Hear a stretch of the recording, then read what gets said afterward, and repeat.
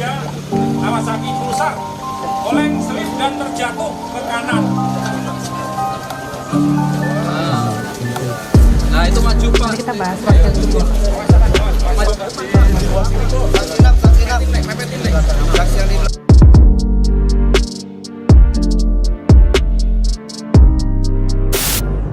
Dia dari dulu itu langsung ngomong, iya saya yang melindas. Seperti itu. Itu diperlakukan kepada saya. Itu saya yang mengalami. Dan apa ya, saya heran itu tidak ada keluar kata maaf sekalipun pada malam itu. Ya, pada malam itu tidak. Jadi pada dasarnya kami ikhlas dengan kejadian itu. Tapi karena sikapnya tidak ada empati, ya makanya kami putuskan untuk. Selvi Amalia meninggal dunia diduga tertabrak oleh sebuah mobil dari iring-iringan Polda Metro Jaya di Jalan Raya Bandung Cianjur, Jawa Barat, Jumat lalu.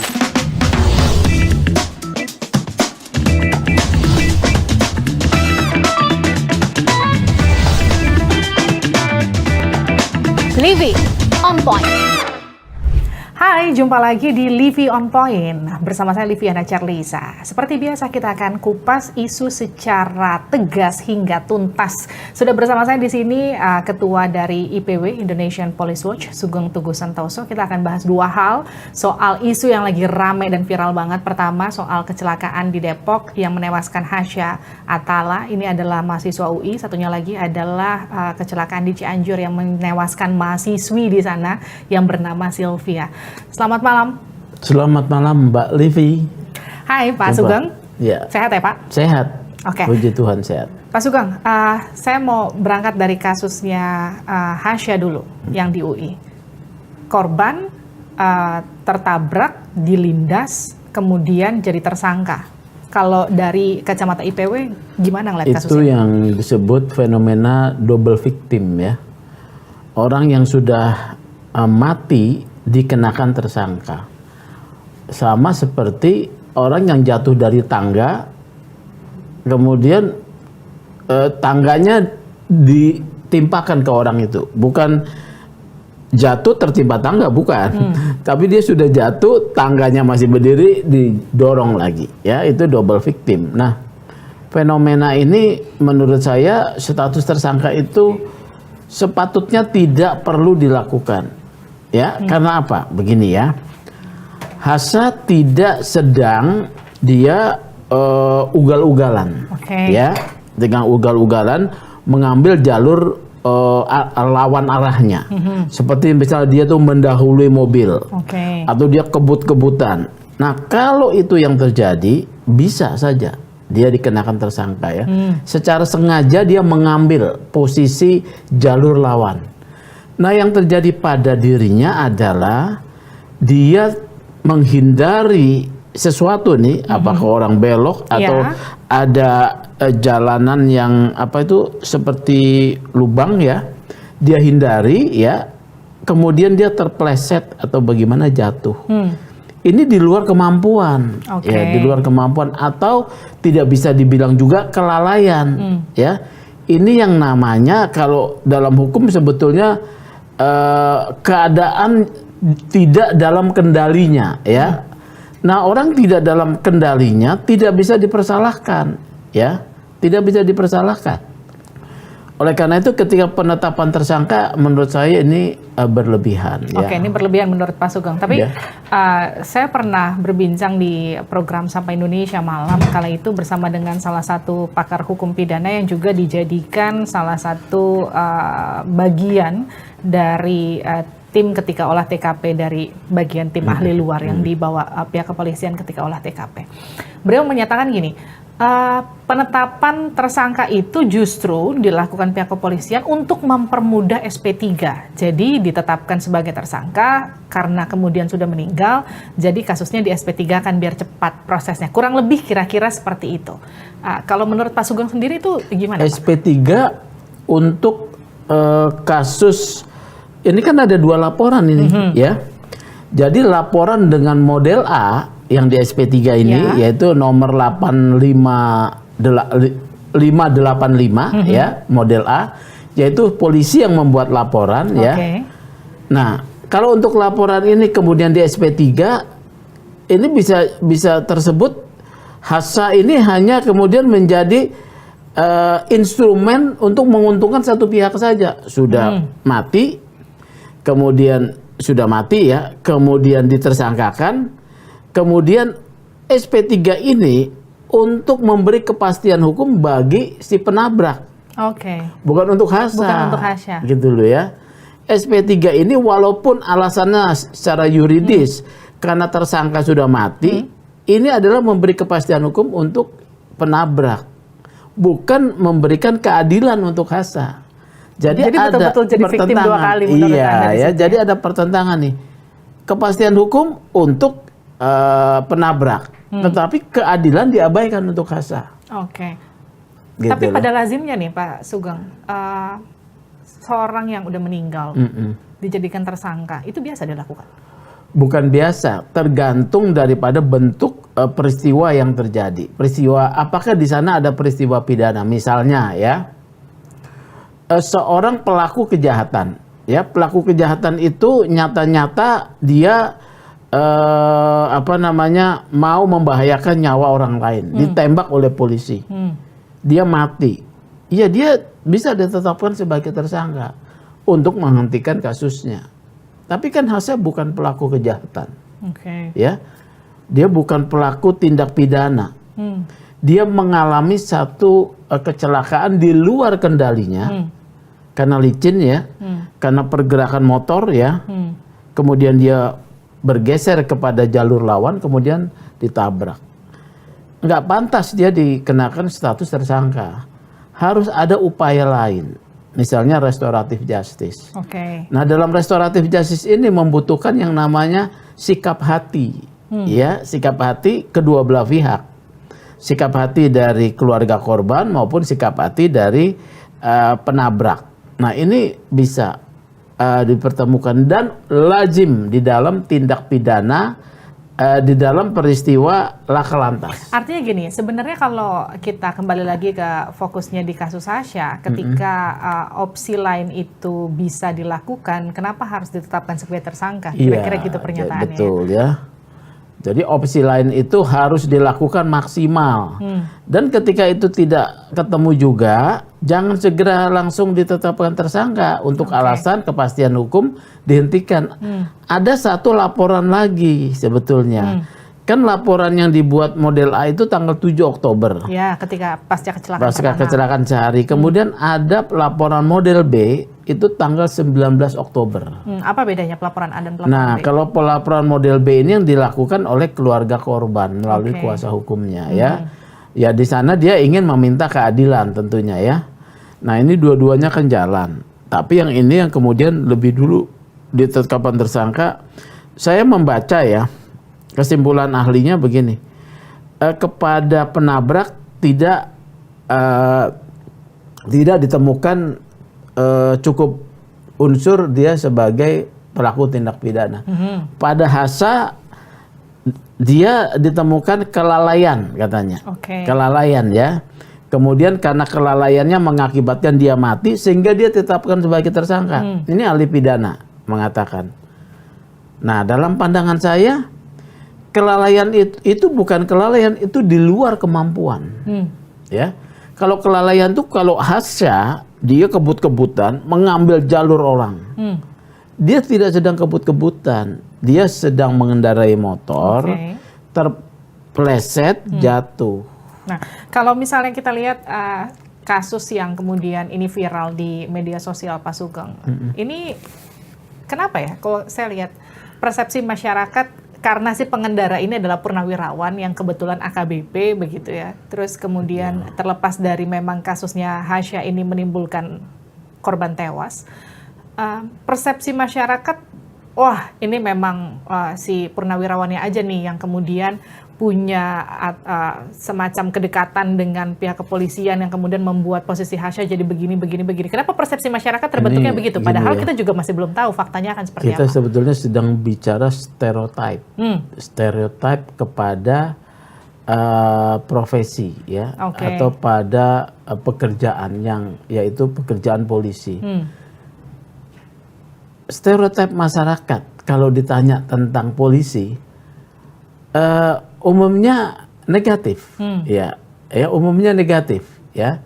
Ini harus menjadi perhatian bersama juga kita semua ya, supaya sebetulnya tidak boleh begitu. Oke. Tapi begitu stereotip menyangkut polisi ya, umumnya negatif. Coba perhatikan kasus yang lain ya, Cianjur.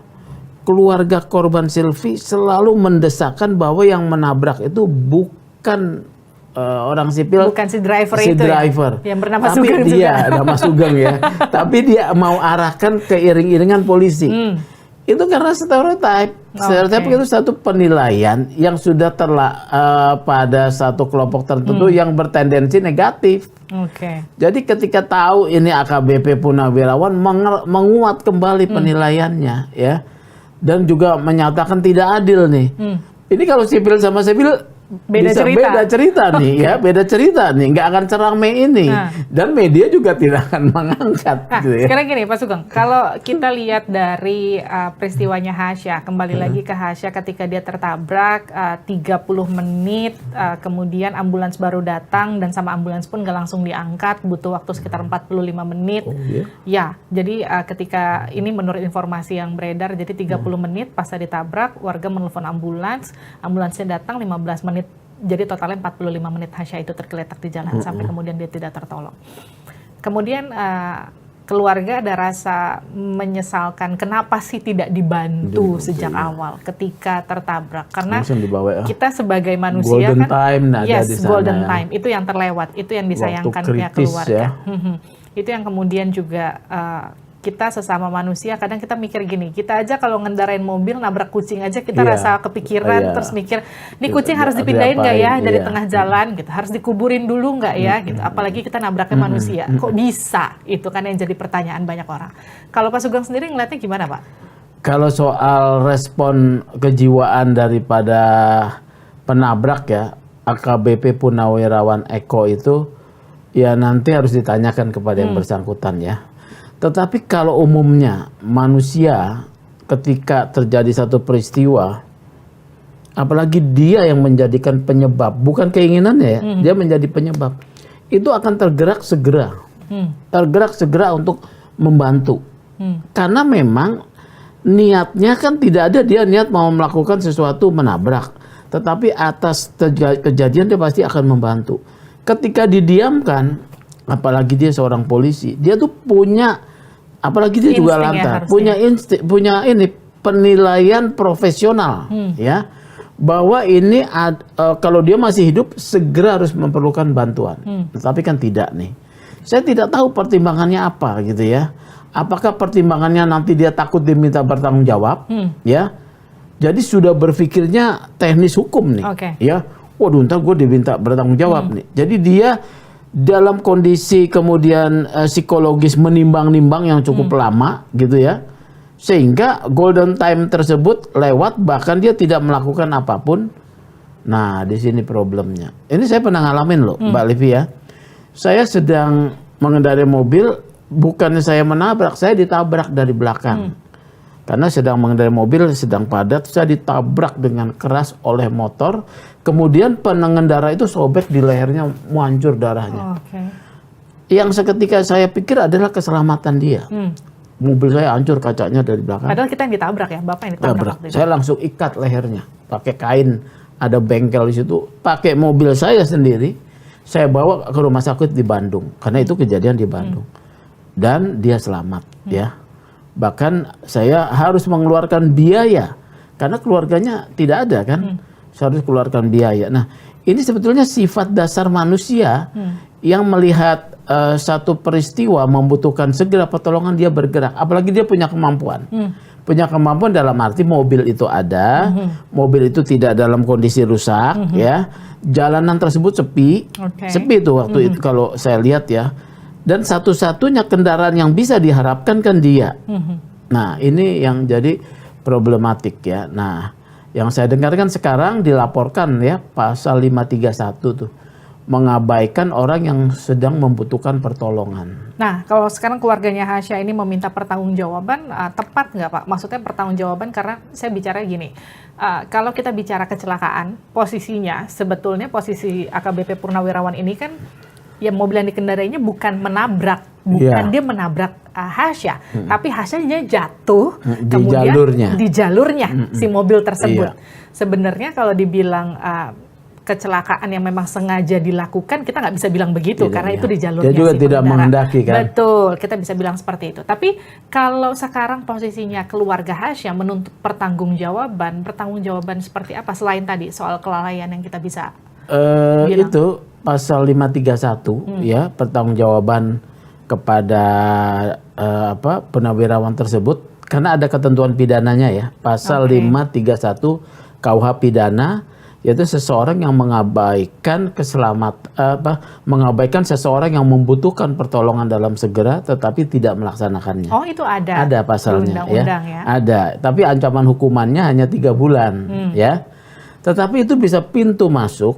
Nah, kalau ini dihukum dia katakanlah memenuhi unsur bahwa dia mengabaikan sementara dia juga menjadi sebab kematian Hasya ya, walaupun mungkin tidak bisa diminta pertanggungjawaban pasal 359 ya, pasal 359. Kalau terbukti dia bisa tuntutan ganti rugi loh.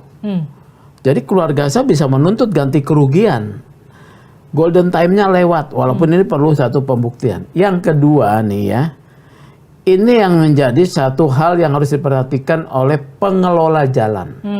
Dalam undang-undang lalu lintas itu ada yang disebut namanya pengelola jalan, itu pihak yang bertanggung jawab terhadap kelaikan jalan, ya, keamanan jalan, keselamatan jalan. Nah, ini bisa juga diminta pertanggungjawaban. Misalnya, ya, ada satu jalan berlubang, ya, berlubang kemudian tertutup air. Ada seorang terperosok dalam lubang itu kemudian mati sebab. Ini bisa diminta tuntutan ganti kerugian, ya. Tuntutan ganti kerugian bisa diajukan gugatan karena itu ada ketentuannya. Pengelola jalan harus memastikan jalan tersebut layak jalan, layak sebagai jalan yang layak. Nah, saya tidak tahu di tempat kejadian itu apakah layak jalan atau tidak, apakah rambu-rambunya jelas atau tidak, apakah ada marka jalan, ya. Marka jalan ketika misalnya menikung dalam kondisi itu ada tanda sebelumnya pelan-pelan ya, atau seperti apa. Nah, ini harus diteliti memang oleh yang menjadi ahlinya. Oke. Ya. Pak Sugeng, ini bicara soal ahlinya, ketika olah TKP, kan kita sama-sama lihat ya, CCTV dengan olah TKP itu dua hal yang kontras nyata. Satu mobilnya hitam, satu mobilnya putih. Meskipun pihak kepolisian menyatakan mobilnya itu putih diganti cat setelah kasusnya di SP3. Jadi di SP3 dulu barang buktinya dikembalikan, kemudian diganti cat. Tapi kasusnya kan sekarang berlanjut nih. Kita kan melihatnya ini tetap dua kendaraan yang berbeda. Kembalikan. Bagaimana nih Pak Sugeng melihat hal ini? Secara hukum ada dua aspek ya. Kalau memang dikatakan kan perkara dihentikan, barang bukti dikembalikan, ya. Kemudian dia melakukan tindakan terhadap mobilnya ya, mengganti cat segala macam, entah pertimbangan apa. Itu sih menurut dari sisi hukum itu sah ya. Akan tetapi ketika itu menjadi barang bukti kembali, ya kan ini kan kemudian ada tim pencari fakta yang dibentuk oleh Pak Irjen Pol Fadil. Iya, kalau tim pencari fakta kemudian dihadirkan, ini jadi problematik loh. Kecuali gitu? Sudah problematik begini ya. Ada makanya aspek kedua. Barang bukti di dalam satu peristiwa pidana tidak boleh mendapat perlakuan atau intervensi. Ya, sama seperti kasus Sambo ya. Merusak TKP, merusak barang bukti, itu kan obstruction of justice. Meskipun polisi bilang itu dikembalikan ketika sudah SP3. Iya, makanya begitu. Oleh karena itu ya, menurut saya ini juga tidak cermat ya. Tidak cermat, harusnya dikembalikan dulu kepada mobil warna semula. Supaya sesuai dengan kejadian saat itu ya, sesuai dengan kondisi saat itu.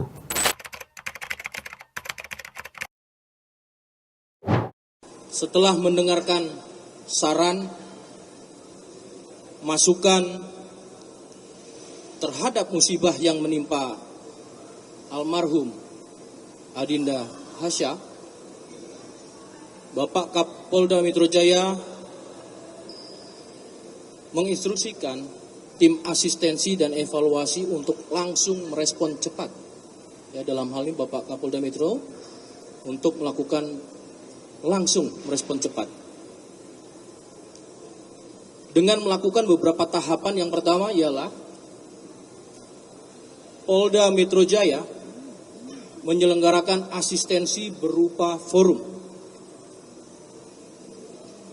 yang menghadirkan tim penyidik dari Direktorat Lalu Lintas, para ahli eksternal, yaitu ahli hukum pidana, ahli bidang transportasi, ahli kendaraan dari ATPM,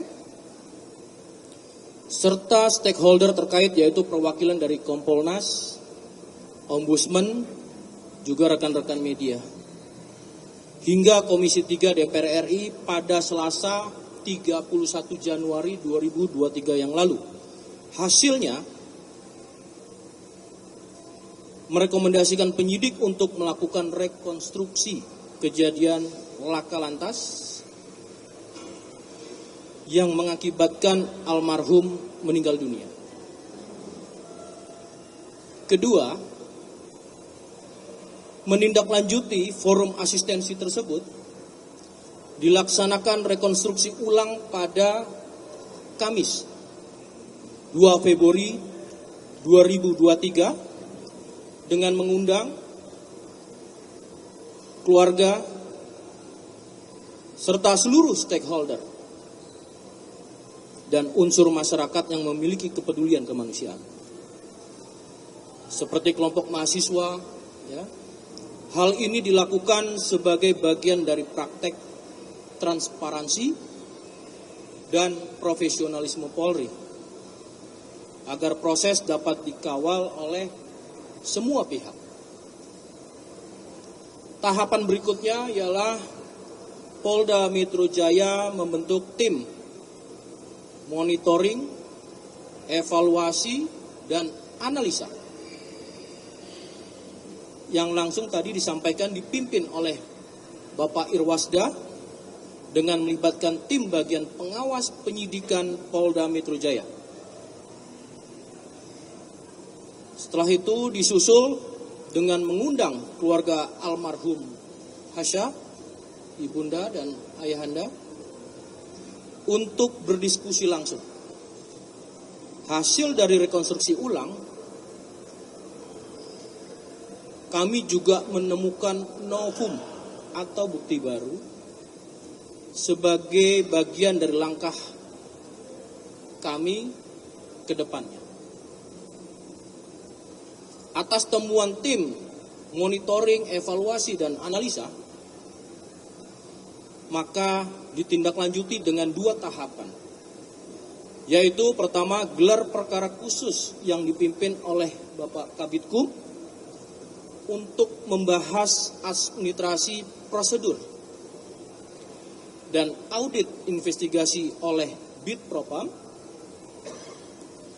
untuk melakukan pemeriksaan guna mengetahui ada tidaknya pelanggaran bidang kode etik profesi Polri. Adapun hasil evaluasi dari tim asistensi dan evaluasi yang ditunjuk oleh Kapolda Metro Jaya menemukan bahwa terdapat beberapa ketidaksesuaian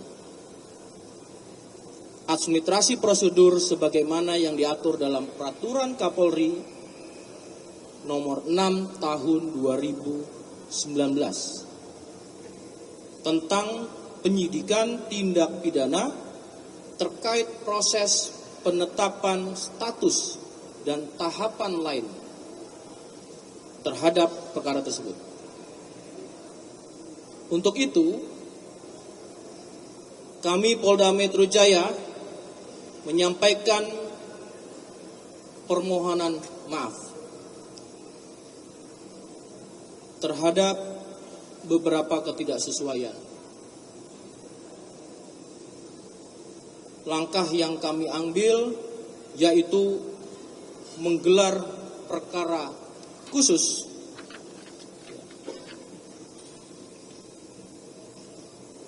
dengan 2 rekomendasi. Pertama,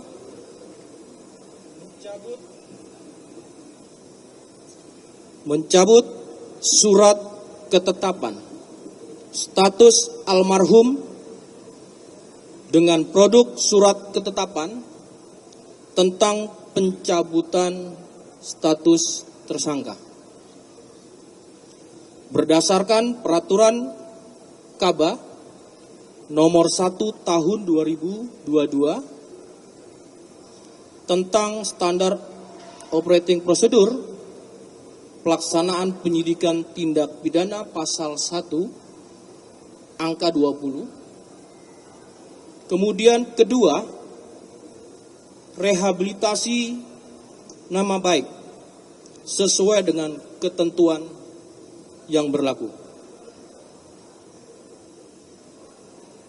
Kami secara internal juga telah melakukan evaluasi mendalam untuk terus memperbaiki implementasi prosedur di lapangan. Kami Polda Metro Jaya selalu berkomitmen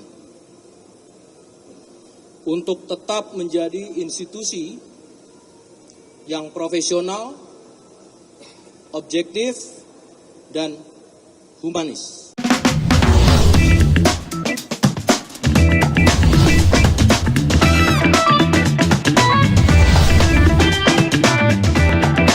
Living on point.